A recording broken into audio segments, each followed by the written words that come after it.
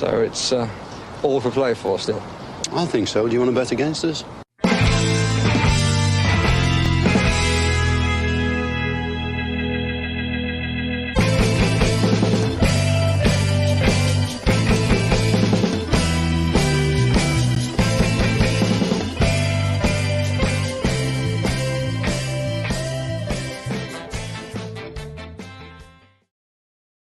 Hello, everybody, and welcome to For the Love of Paul McGrath podcast. And yet again, I have broken a promise that I made. I said I'd have this up for like 9 o'clock in the morning, but life gets in the way, unfortunately. And I've got a break in work now, and said that I could maybe devote half an hour max to this podcast, because I know that some people have taken the effort to leave their voicemails, and I really appreciate that. And I don't want to leave this podcast drift anymore, because there are some really good voicemails that we want to get to today. For anybody who's out there as well who hasn't checked out my preview with Ross from the South African Lions last night, that is up and available on YouTube and all the audio podcasts as well. And Paddy is back. Paddy is going to join me tonight around 9:30, maybe 9:45, depending on what my availability is, because I do have to go somewhere this evening. We're going to chat through everything, I suppose, that's gone on over the week. But that's just a little bit of a rundown of what we have coming over today, tomorrow, and then obviously Team Sheet Tantrum and post-match will be available on Saturday as well. But I want to look at the voicemails, because we've had some really good voicemails. There's a lot of different talking points in the voicemails today. There hasn't been as many voicemails as normal, which is cool. You guys send them in when you wish to do so. And if anybody does wish to send in a voicemail at any stage, this is how you can do it. You can leave a voicemail at speakpipe.com/for the love of Paul McGrath pod, and we will get to them and we will read them out. So without further ado, let's have a little look at some of these wonderful voicemails that we did get over the course of the last week or so. So let's take a little look. So one of our more far-flung to be honest with you, one of the people who's living in a place that I would actually love to be in right now in Jamaica, Tyrone, who's been a regular contributor to the podcast via the comment section, has left a voicemail. And let's listen to Tyrone's voicemail and her question, and we'll have a quick chat about it afterwards. Hi, Neil. This is Tyrone. Aston.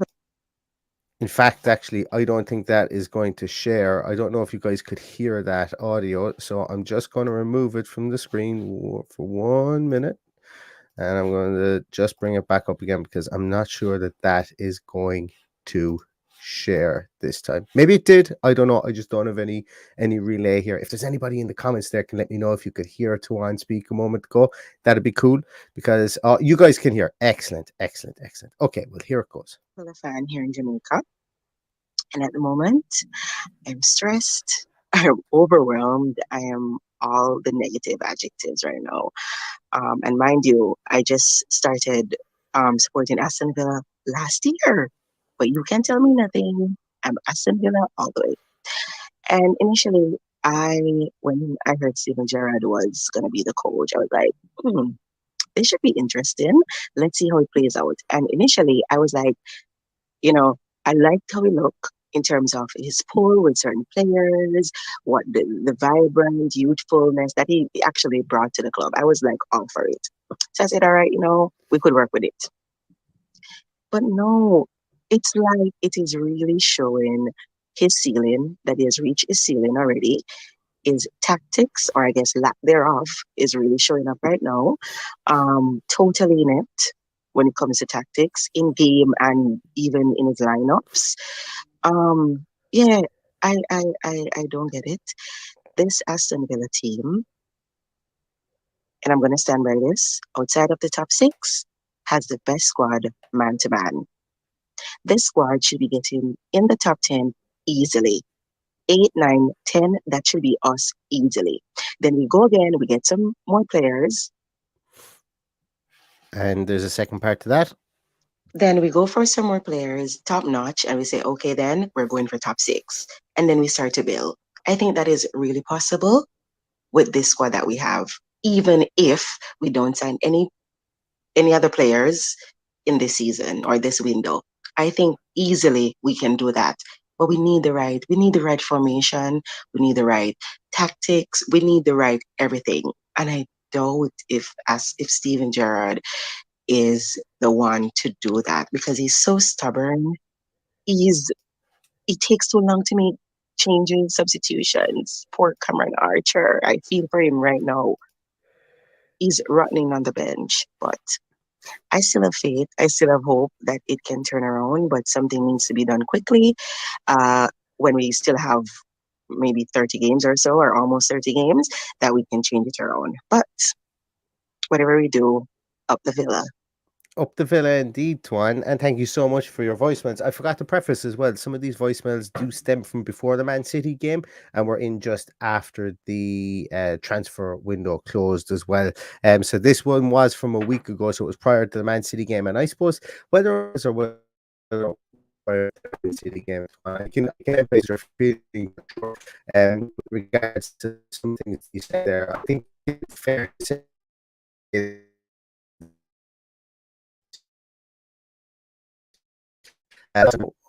there I am. I'm back again. A lot of the criticism that Steven Gerrard does come in for is due to maybe his tactical makeup, the lack thereof, or the identity, and that's something that a lot of fans have said. And you know, there's no getting away from that. That's some of the reasons whereby teams make in-game decisions that change the game for them, and we don't react maybe quick enough, or maybe we don't have the ability to react. So I can completely agree with you in that aspect.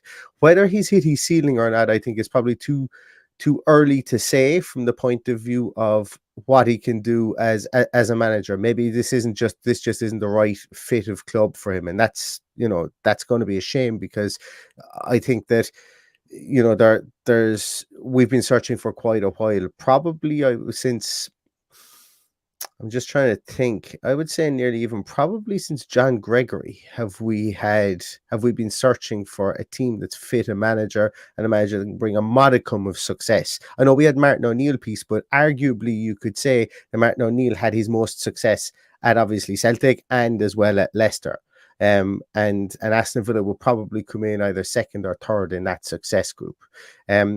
So Steven Gerrard, for me, I don't know about the ceiling thing, but I can understand where that feeling comes from based on what we've seen with him in the Premier League so far. With regards to that and the substitutions, I think the substitutions are something that he's learning. I think he's probably needs to learn a bit quicker from time to time. But then again, there are times where I have criticized when I'm watching the games, certain substitutions that have been made, like at the weekend. I criticized not taking the John McGinn part off, but bringing on, I think it was Coutinho came on for John McGinn, or maybe it was Buendia, and maybe changing that up for somebody who was a bit less structurally orientated and more attacking orientated. And I thought, well, here we go again. This is the gung-ho maneuver that he's done previously, which leads to us conceding more and more goals. And obviously up against Manchester City, that seemed in that very moment of time to be the wrong thing to do. But as the game progressed, obviously we got that draw out at the end. But there's some really, really good points with regards to that. And also another point that you made with regards to the squad that we have now. I think that, and I'm seriously guilty of this, I'm guilty of overhyping them at some stages, and I'm guilty of underplaying some players at some stage. And I think that I suppose really at any given time that's probably a fair thing to do when players overplay their ability, or maybe like when we have a game whereby we're seriously structured and we haven't seen it for a while. It's quite good to praise them, and then it's also quite good as well to kind of, I'm not going to say criticize them, but call them out when they don't play well. Like I've been consistently doing that with Ezri Konsa at the moment, because I genuinely believe that he's a good player and he's not playing to the top of his abilities at the moment. So what I'm mentioning that one is that I agree with you in the fact that we do have a certain base, and I think we are an attractive proposition for a lot of managers.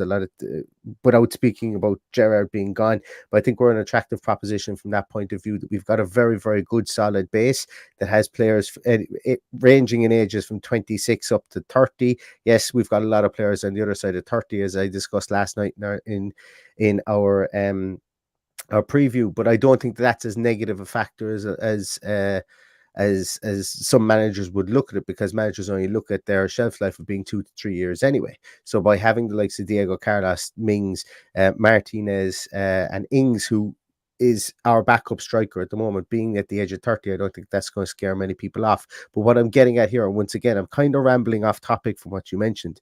But the reason that I'm mentioning this is because the foundation is there, and careful additions to this, and obviously replacing those guys in the age of 30 over the next 2-3 years, we should be able to retool quickly.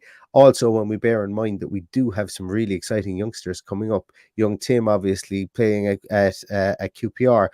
Hopefully Louis Barry realizes his potential that everybody has seen for the last 3 or 4 years. Everybody's hoped for the last 3 or 4 years when he was at Barcelona, West Brom, now Aston Villa. He's on loan at this minute in time, and hopefully he can fulfill that prowess or that promise. And also, we have Ken Kessler-Hayden. So potentially over the coming few years, we will be able to retool with cheaper options from our academy.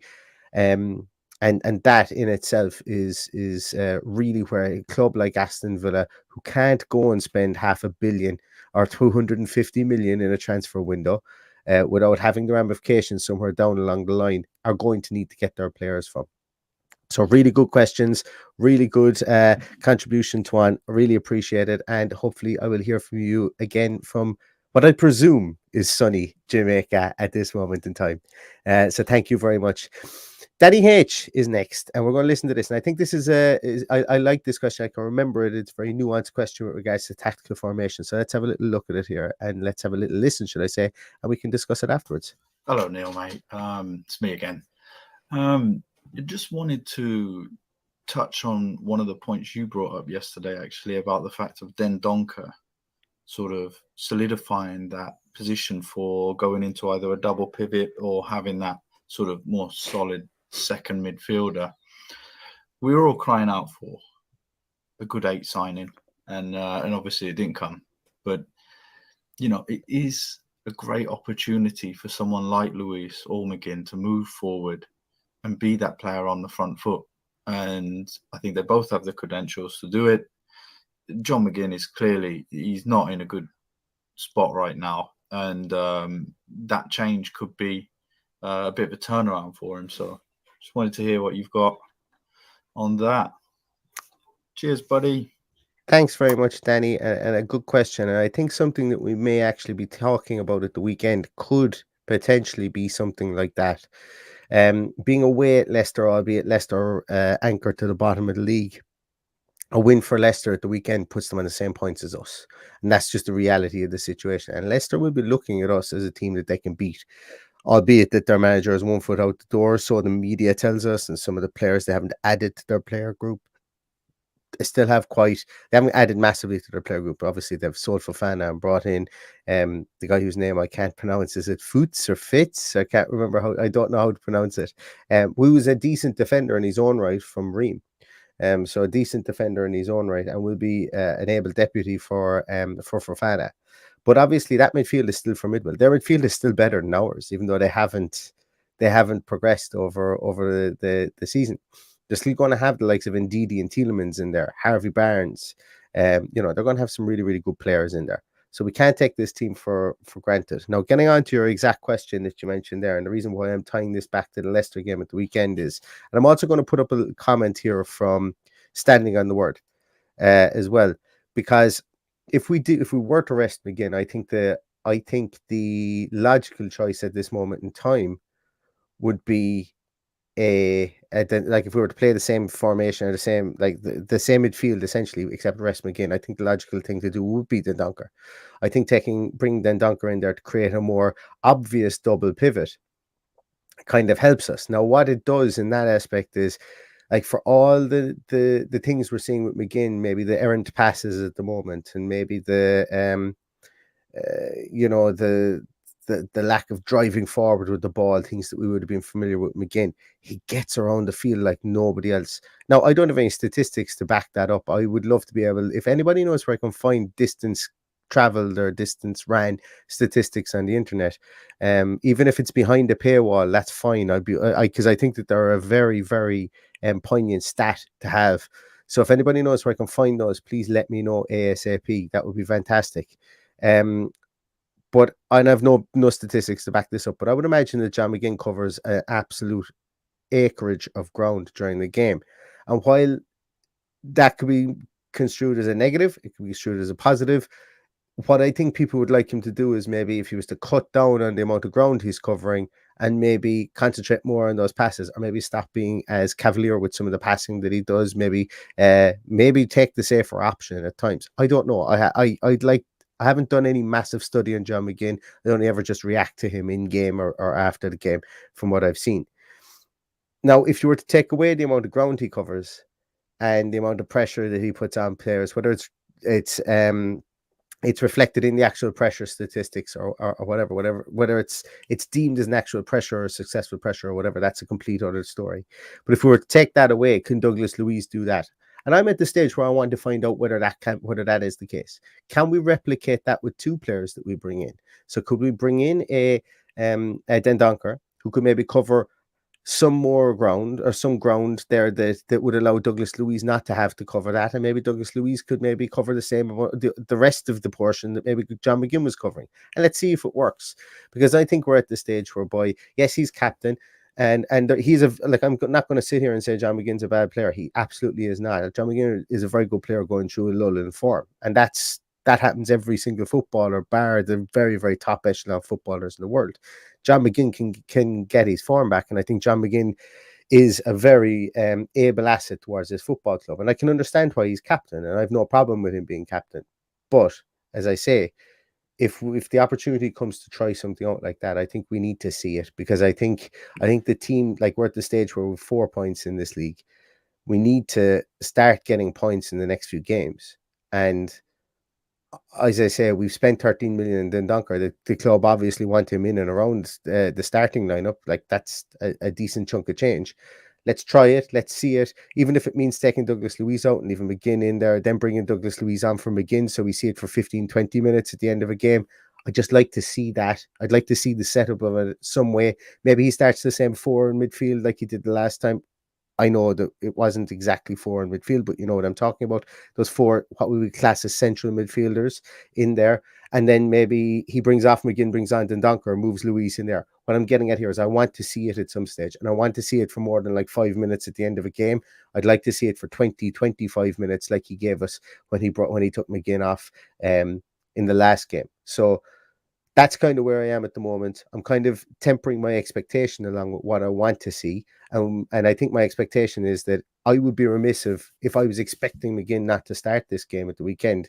I'm setting myself up for failure, because I genuinely believe he's going to start him. Whether that's the right call or the wrong call, we can talk about after the game. But my expectation is I'd like to see what both Danny has said there in his voicemail, and also what Standing on the Word has had there, because I think there's a nice dynamic that could develop there. It could be ultra defensive, but hey, I'm okay with clogging up that midfield. And if we do clog up that midfield, it allows our fullbacks to go further forward as well. And then it kind of sorts out those two problems. We're allowing our fullbacks to go forward, but we're still clogging up that midfield and stopping the quick breaks coming back at us. And let's see if that works. It's almost like a compromise from Gerrard, that he allows his creativity or his wit come from the fullbacks, which he obviously seems to like. And it still happened with Digne on further inspection. It still happened against City, where Digne went forward. It's just when Ashley Young came on, he didn't go as far forward because he knew he didn't have the legs to get back. And that was just kind of a natural counterbalance on that right-hand side. So very, very good points. And let's have a quick look at... Let's have a quick look and see what that can bring us. So I'm just going to hide that comment. We're going to move on here to Matt Hallinan once more. And Matt is great. Matt, I want to thank you as well, Matt, for your very generous Patreon pledge as well.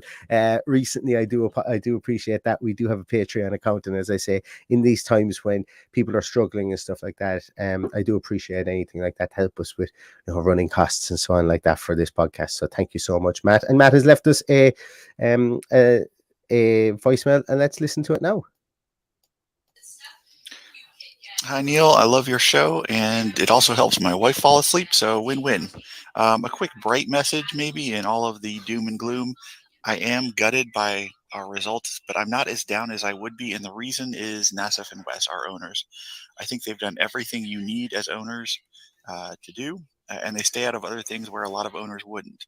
To keep this kind of short, I'm in Washington, D.C., where incidentally Wayne Rooney is doing an even worse job than Stevie G with our local team. Anyway, the owner of our American football team has over 20 years done the impossible and turned the whole city against him and the organization. Dan. For him, it's all about him and not the team. Price gouging, micromanaging, losing player trust, making the organization the worst place to be in the NFL. And on the flip side, Villa's owners invest in the squad, in the park, and they set high expectations without forcing harmful decisions. I know they had Purslow make that tough call with Dean Smith, whom I loved. But I was hopeful for Stevie. I know fans in the city aren't always happy about the prices going up, but I don't think anyone can say that our owners aren't working for us. So I feel like they're going to be trusted to make the calls when the time is right, which, like Patty, I think is probably after international break if it comes to that. So my dreams for this season are threadbare, but for the club are always bright for the long term, I guess. Anyway, up the Villa, and thanks for your show. Matt, thank you so much. And that is a wonderful voicemail as well, because it does put things into perspective. I know that not a lot of people here would be big NFL fans, and certainly it won't kind of knock on their door like it does to you on a daily basis being in Washington, D.C. I am an NFL fan. It used to take up a lot of my life. In a previous life, I used to do things like this for for the Cleveland Browns and so on. But just on that piece, yes, I think that when we look at ownership and we look at, like, a lot of criticism maybe came towards like the Christian Purslow, and that can be a fair criticism if his remit does look. I don't know. I'm speaking outside of what my knowledge based on what his actual remit is there. I'm not criticizing anybody for criticizing Christian Purslow. I think he does deserve some tough questions, put it that way. But when we go above that level and we look at Nassif Suarez and Wes Edens, I think it is fair to say that they have done everything right from an ownership point of view. They've allowed the people below them to get on with their own job while pumping in massive amounts of money. Kieran Maguire has spoken recently about the issues of shares, that these guys are putting in money into the running costs, that they've obviously they're aware of long-term financial management of this club, and they're willing to put money into this club long term. So I think a lot of times we can get kind of itchy feet and say, oh, if we don't see a return on the field of results, will the owners up and go? And historically, that wouldn't have been the case specifically with the likes of Wes Edens, because he's run his basketball franchise obviously very, very well. Took him a long time. He got absolutely blessed in luck with Giannis, but still, I think that he believes in a long-term vision for this. And look, let's be honest with ourselves. They're plowing money into the North Stand. There's going to be a big retail aspect here. They're going to make money back. It's not going to be a loss-making enterprise forever. And I think they understand that. Now, to get on to other things there, when we look at how ownership is viewed, and I think Villa fans should want to put our arms around these owners and keep them with us for a long time. We've had our charlatan previous to them. We also had somebody who lost interest in the club for different reasons. Somebody who didn't really know how to run a business, didn't know how to run a franchise. He ran the Cleveland Browns even worse than his dad ran it okay, but he ran it even worse than a lot of other people have. So Randy Lerner, while he was the White Knight and his steed who came in and invested a bit of money when we were going well, he lost interest, and he lost interest for other reasons. So we need to put our arms around these owners, I think, and give them a big hug and try and keep them with us for a long period of time. And I think they will stay, because when you reference people like the Dan Snyders of this world, and guys, I'm not going to mention some of the things that Dan Snyder has done, because I think he's even under investigation by the government even. So you can Google all that stuff. I'm not even going to mention that, because that's a 2.5 hour podcast. And gosh, I don't even know if I could mention some of the stuff that he's done without committing slander or libel on his podcast. And I certainly don't want to do that, because a lot of it is hearsay and conjecture. But what I'm trying to say here, guys, is that when we've got ownership that stay out of the way, you can see the Man United fans see it as a problem. I think we should see it as a solution, because we're building from a different base, and we're obviously the financial side of things needs to be fixed for Aston Villa. We cannot be a loss-making entity forever. The North Stand is a big thing in that. But then again, obviously the on-field playing options and the progression through the progression through that will obviously raise all boats with it from a financial point of view. But as I said, this financial footing needs to be fixed yesterday for the club. And I think that Purslow that's his main job. Yes, maybe he shouldn't be there holding up shirts with players, and maybe he should stay back if that is his main job. Maybe he should.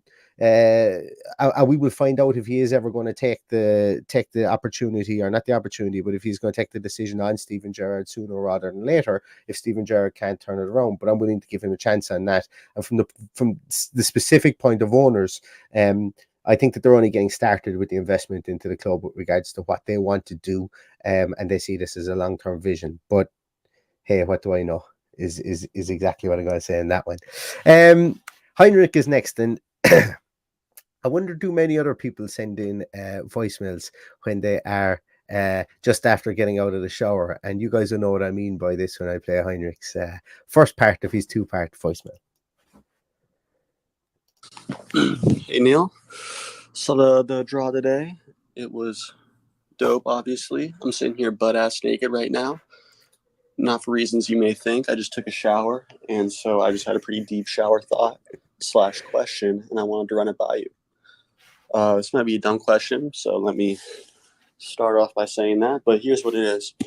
So, since Gerrard has come in, I've noticed, apart from like that Leeds and Southampton win, some of our best performances have been against the big six sides.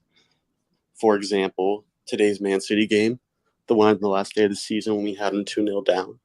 There was the Spurs game where we had them up against the ropes that first half and then we lost it.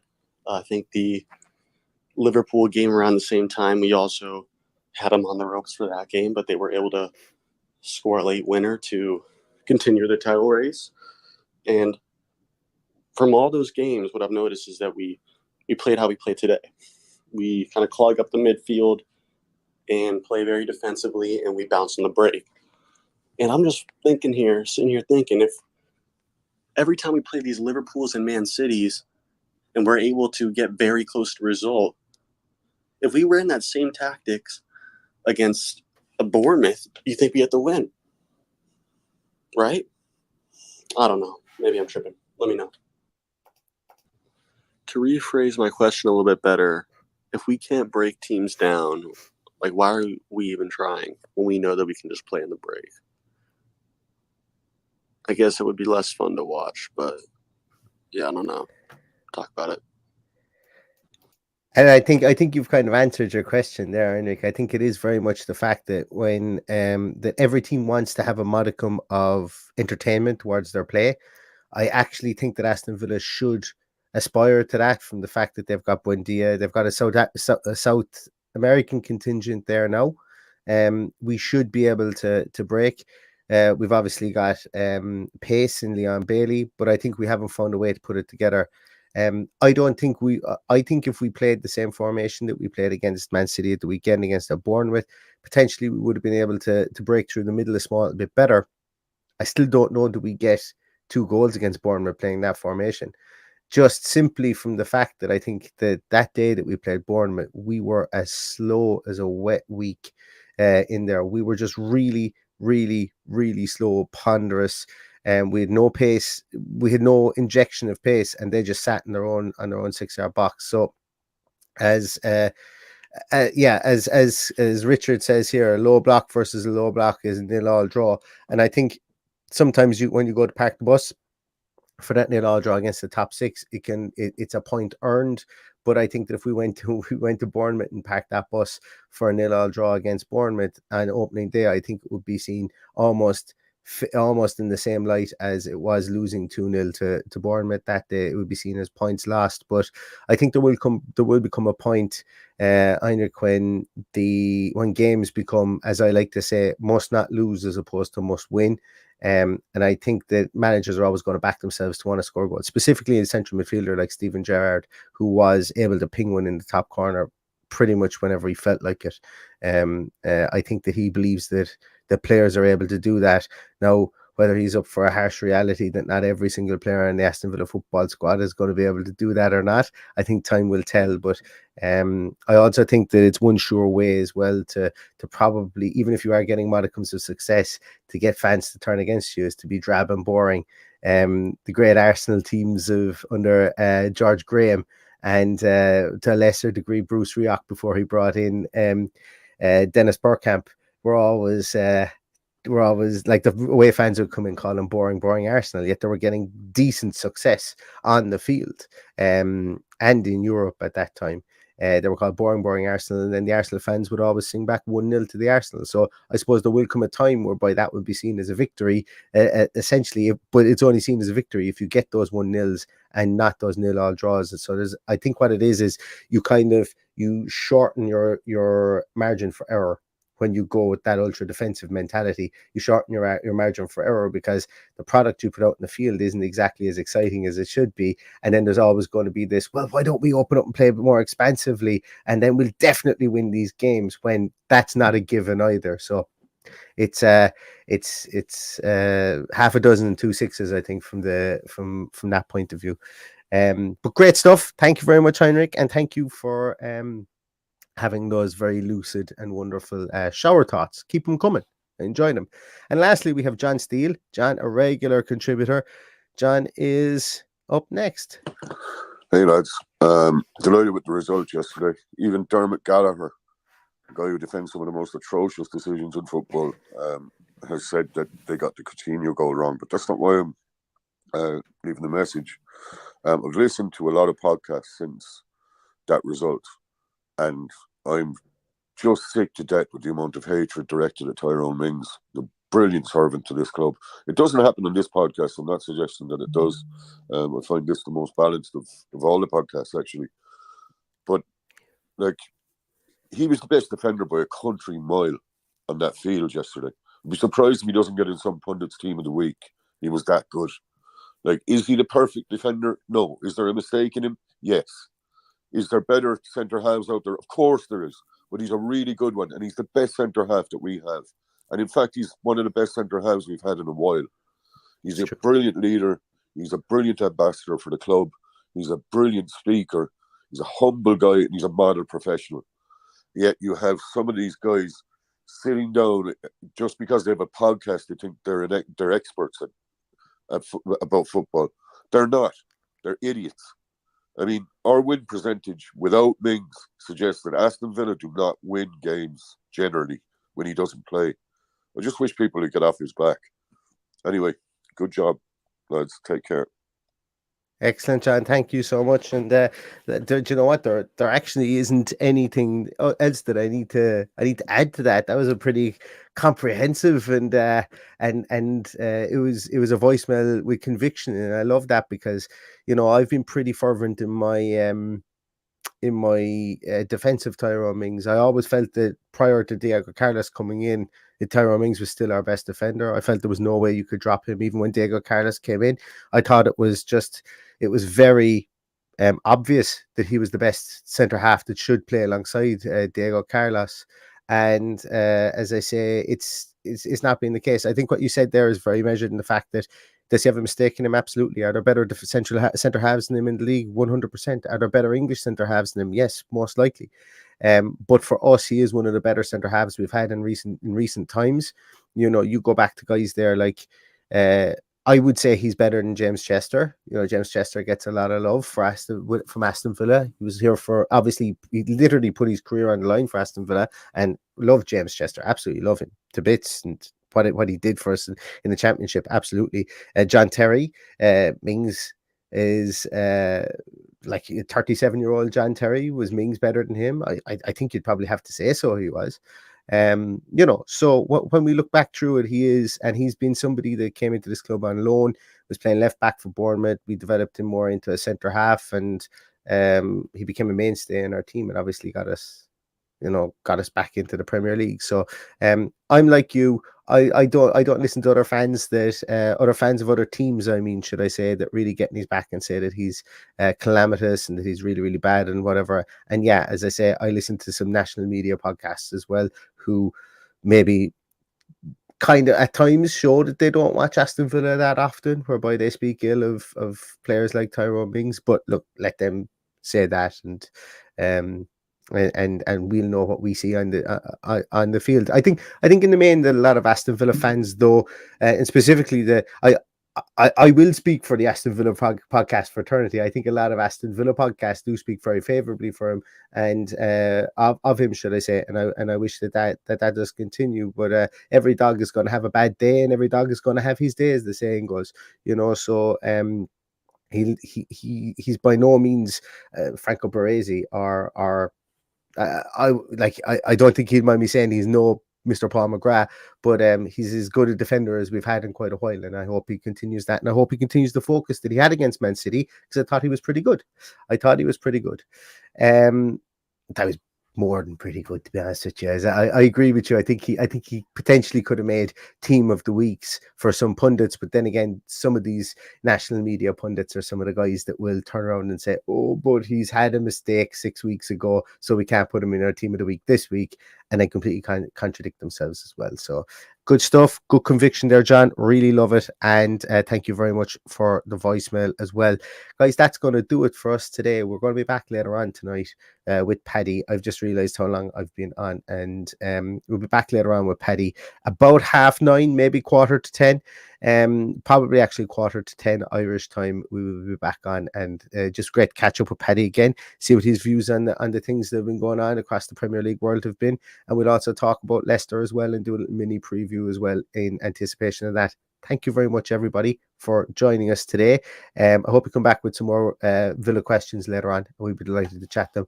Have a great rest of your day, and all that's left to say is up the Villa.